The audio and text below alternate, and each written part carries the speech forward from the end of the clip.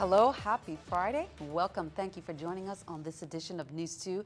I'm Sandra Gumansing. In our top story, it was supposed to be a straightforward when St. Thomas election candidates went to the election offices to draw lots on Thursday, but a couple of mishaps by election officials raised some concerns, resulting in candidates doing it all over again. This was the scene on Friday. News 2's April Knight has more. It seems even as simple a thing as the casting of lots can't be free of controversy, not during election season. On Friday, public office candidates gathered again at the St. Thomas election office to pick their spot on the ballot after the first one raised eyebrows. On Thursday, some numbers were left out of the box, leaving 4 candidates hanging after all the numbers were handed out. And I said, wait a minute, you forgot Alma Francis Heiliger. I said, you forgot Miss Monsanto. I said, Albert, another candidate. He threw up his hand and said, what about me? And I said, well, wait a minute, you forgot Janelle as well. According to some candidates present, the election deputy supervisor had to go to a separate room to get the remaining 4 numbers. What happened to my number? And the deputy supervisor got up and she went to the back room and she brought out 4 envelopes with supposedly the missing numbers. Candidate Bruce Flamone decided to file an official complaint, not just because of the missing numbers, but because on Thursday, the numbers were placed in envelopes of different colors instead of just one. The reason why they gave us that colored envelopes, they wanted it to be festive. And my response was, this isn't Christmas. Everyone pretty much thinks that this system is corrupt. So we need to keep an eye on corruption. Of course, some of the candidates were not happy with the new numbers that they picked, but many of them did say that the numbers don't matter. It's the voters that make the final choice. In the end, it's the voters that count, not the numbers. Reporting for News 2, I'm April Knight. Also in election news, VI election supervisor Carolyn Fox responded to the Democratic Party's challenge of Alicia Hansen's eligibility, referring all questions to the St. Croix Election Board. Governor Kenneth Mapp has traveled out of the territory Thursday to South Florida area as part of a business trip focused on the racing and gaming industry. The governor will visit the Miami area to tour the Gulfstream Racetrack Park facility. Gulfstream Park is one of the nation's premier thoroughbred racetracks, offering year-round championship racing, and is considered a major attraction for South Florida visitors. In addition to thoroughbred racing, Gulfstream Park offers Vegas-style slot machines and an upscale poker room with over 20 live action tables. Governor Kenneth Mapp will return to the territory on Sunday, August 28th. During his absence, Lieutenant Governor Osbert Potter is acting governor. Well, as we reported last month, former Senator Wayne James was arrested in Italy, accused of defrauding the VI government, and was extradited on Wednesday to face criminal charges in the territory. He appeared before U.S. Magistrate Judge Ruth Miller on Thursday for his advice of rights hearing. The former senator is facing 2 charges of wire fraud and 1 count of embezzlement stemming from an October 15 grand jury indictment. Wayne was known for his frequent trips to Italy when he was a senator between 2009 and 2011 that were taken to conduct research on the 1878 fire burn. According to a motion, over the course of his term, he received $98,000 for the project, and from this, he stole almost $80,000. A relatively new medical aid program for uninsured cancer patients gave many women hope, but many of them also found out quickly that they can't take advantage of it. The Department of Human Services, the agency handling the program, explains the hurdle for many patients and why it's out of their hands. News April Knight has details. A Department of Human Services program that could save lives is disqualifying many potential beneficiaries, and Human Services cannot do anything about it. The department is offering coverage for women suffering from breast cancer but are uninsured. But the list of requirements closes the door for many women. The main issue seems to be the fact that in order to qualify, the initial diagnosis must be at a CDC-approved site, the nearest of which is in Puerto Rico. And that has happened quite often, and that's the reason that we're putting out this awareness that from the onset, the sites that we have identified as CDC qualified, approved sites, that those are the sites that be used. This effectively disqualifies a lot of women who were diagnosed by private physicians or those who've been dealing with the illness before the program was offered. According to Human Services, some of their partners in providing the coverage shared that they've received concerns about that particular requirement. Would have otherwise been eligible based on their circumstances. However, because they had gone previously to a private physician, they wouldn't qualify for additional treatment services. And then after the diagnosis, there are only 2 clinics within the territory that MAP qualified patients can go to. In one of the clinics is a Frederickson Health Center, and on St. Thomas is the St. Thomas East End Medical Center Corporation. According to Human Services, their hands are tied because these requirements are federally set. Reporting for News 2, I'm April Knight. For more information on this medical aid, please contact the Human Services Department at 340-774-0930 on St. Thomas or call the St. Croix office, which is 340-773-2323. Well, still no arrest on the double murder of 2 St. Croix police officers. Officers Rychel Lamy, 30 years old, and Kai Javois, 28. Officer Lamy was laid to rest on Thursday, and Officer Kai Javois was laid to rest today by family, friends, and fellow police officers. The funeral was held at Peter's Rest Seventh-day Adventist Church. There were many tributes before the service. Many remembered and paid their respects, holding back the tears for the young officer. Javois was interred at the Kings Hill Cemetery. Police have not announced any arrests. Fellow St. Croix police officer Francis Williams has been publicly identified as a person of interest. Please call Criminal Investigations Bureau, Crime Stoppers, or 911 if you have any information. On Saturday, on August 24th, at approximately 1:03 p.m., the Traffic Division was dispatched by 911 Emergency Call Center to an auto accident scene located on Little Princess Road. Preliminary investigation revealed that one driver was traveling westbound, and as the other driver was traveling around the curve eastbound, the westbound driver stated that the road was wet and his vehicle skid off the road and his vehicle turned over. Now, passenger Evelyn Marvin Friend was trapped in the car. The rescue unit got her out and she was transported to the Juan Louis Hospital, where she passed away at 4:21 p.m. In central Italy, unrelenting aftershocks and a shrinking window of opportunity, rescuers are running out of time to find survivors buried in debris. 267 people are confirmed dead in the region. Funerals are set to begin, and nearly 400 injured, and some 2,100 people are staying in makeshift camps. Scott McLean is there in Salacia and has the latest. In central Italy, more than 900 aftershocks are making the work of finding survivors even more difficult. These ancient towns have narrow streets easily blocked by tumbling debris. Though everyone knows the chances of finding survivors alive is decreasing with every passing hour, they keep digging. Tour guide Francesco Milio shot these images in Amatrice. He lives in Rome but rushed to the hard-hit city to look for relatives. His family escaped, but the scene was heartbreaking. We tried to help the people that were actually digging with their hands. They've been digging nonstop for 24 hours. Mina Nobile was trapped inside her home in Saletta because the front door jammed shut. To escape, she tied 2 bed sheets together and rappelled down from the second-floor window. She survived, but lost 7 friends and family members. She's very, very happy because it's like miraculous that she's still alive, but she thinks this village is gone forever. She's lucky to have a home in Rome to return to. Other survivors, like Maria Poggi, will be sleeping in her damaged car indefinitely. Her home is still standing, but not safe enough to go inside, and that is the least of her worries. She lost 4 relatives, 2 colleagues, and now may have also lost her job. I don't know if I ever work anymore, a job, because the school is closed. We don't know when it will be open again. In Saletta, Italy, I'm Scott McLean. Keeping our eye on the economy, it's a good year to be an airline worker. Most are getting raises. American airline pilots got a 23% pay hike last year. Now, United Airlines pilots won a 16% pay hike. 30,000 ground workers for American will receive raises ranging from 15 to 55%.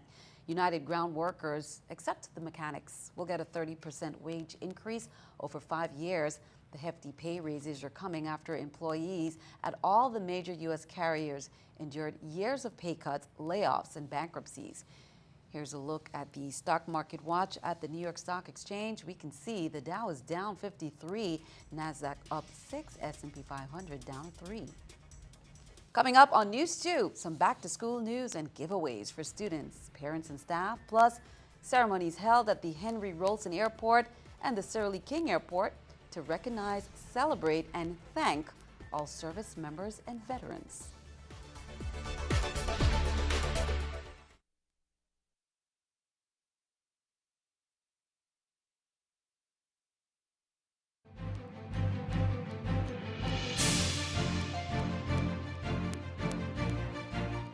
Welcome back. The governing board of the Virgin Islands Water and Power Authority met on St. Croix at its monthly meeting, and they voted to correct language in a previously approved change order for the Content Midtown Waterline Rehabilitation Project, which extends from the Harwood Highway through the Estate Content neighborhood on St. Thomas. Additionally, the board voted to extend the contract deadline to September 30th, 2016 to allow the contractor to complete work that was initially to be completed by June 20th.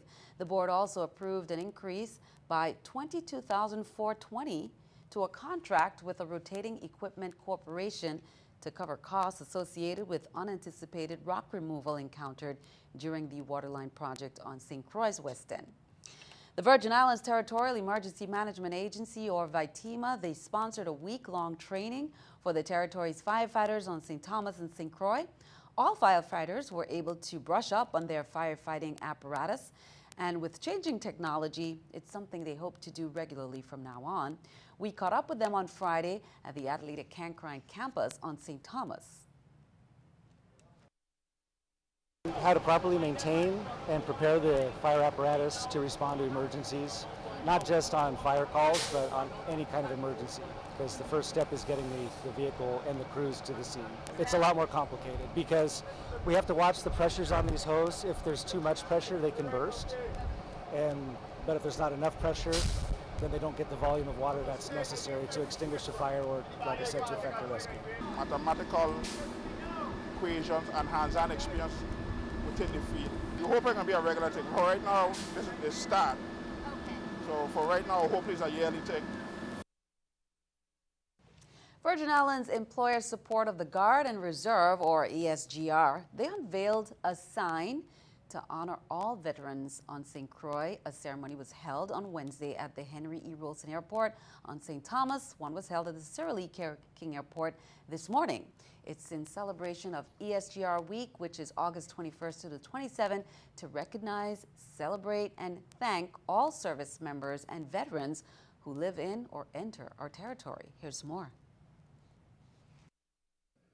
Whether you're in the Army and its reserve components, the Army National Guard and the Army Reserve, the U.S. Marines, Marine Corps, and the Marine Corps Reserve, the United States Navy and the Naval Reserve, United States Air Force, and you have the Air National Guard and the Air Force Reserve, the United States Coast Guard and the Coast Guard Reserve, 5 active components and 7 reserve components.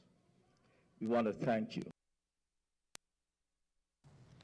NCCE Professional Learning Project partnered with the Virgin Islands Department of Education to provide professional development through technology integration to improve teaching and learning in St. Thomas. Now, a conference was held, about 80 local teachers in attendance at the BCB school today. Here's more. I've been teaching for the past 12 years here at BCB. So we've learned several different ways of integrating technology into the classroom, and you can't do everything that you're taught, But if you can become proficient at a few of those things and integrate it into the students' learning, then it'll be beneficial for the students. One of my favorite applications that we've learned over these past 2.5 years is called OneNote. So for sure, I know that I'll be doing that in my classroom. It will help me to organize myself. It will help me to get organized for the students. Impact in Your World is having a backpack giveaway, and they'll be giving out 300 bags with school supplies. And the giveaway will be held at the church, Impact in Your World Christian Ministries, which is located in 173 Altona, St. Thomas. It is located directly across from Western Cemetery. Here is more on why they keep giving back. It's going to be held from Saturday tomorrow, August 27th, from 10 a.m. to 1 p.m., 10 a.m. to 1 p.m. And we're looking forward to the children. We're going to be giving out over 300 backpacks tomorrow. And those backpacks are going to be fully loaded with school supplies. And we just been doing it for the past 9 years. It's going to be held at Impact in Your World Christian Ministries, 173 Altona, directly across from the Western Cemetery. To assist our community, we wanted to make a difference. Since the community has been good to us, we wanted to be able to make a difference within our community. So we are inviting the public to come and to receive a backpacks for your child or children. And you can call the church at 715-2482 for more information. Well, what fabulous lineup of entertainers can we expect this season? The St. Thomas St. John Chamber of Commerce, they held a business after hours at the Rychel Center for the Performing Arts on Thursday. It was more than a meet and greet, however. It was the opportunity to hear the announcement of the 2016-2017 season lineup of the Rychel during that 38th season launch party. So who can we expect? Well, singer-songwriter, record producer, and actor Brandy kicks off the season with the first show on October 8th. Esperanza Spalding, Bryant Youth Professionals, Joey Alexander, Fred Hammond, and Plain Ring Tea Meeting. We will have more details on the season next week. Be sure to tune in. It's all about peace, love, and unity. A free event to stop the violence presented by All-in-One Promotions and Crush Nightclub. It's on tonight at Crush with many speakers and popular musicians on tap to relay that message. Here's more. On behalf of Crush Nightclub, I would like to invite the public. This is a very important event. Love, peace, unity. That's what we used to have back in the 60s when I used to party. And we have a bunch of different speakers will be coming, like the God Squad will be there, the former Deputy Police Chief Dwayne DeGraff, our acting police chief, Jason Marsh, will all be there. We form to put together something free, what they like to do, so they could come out. And basically, we want to speak to them while they're at the event. That's my former co-worker, WSTA on-air personality, Daryl. And Daryl, good job, and be sure to check that out tonight. Auditions are underway for the new season at JG Management. Jason Gardner, owner and CEO, gave us the update on the top model, Jamal Crankshank, who booked Givenchy in June for Paris Men's Fashion Week, then did 2 shows for New York Fashion Week Men's, and recently booked advertisement for Apple. So don't miss this audition, Saturday, August 27th, from 11 to 4, and Sunday, August 28th, from 1 to 4. Now, this is not just for models, but dancers, actors, singers, musicians, and all-around entertainers ages 5 and up. Come prepared to show what you got. Now, just a quick reminder, our 11 p.m. newscast tonight may be preempted by the NFL preseason football, so if you tune in later, you can catch the sports. Now, what's happening with the weather? Can we expect a wet weekend? Be sure to tune in for the weather forecast coming up.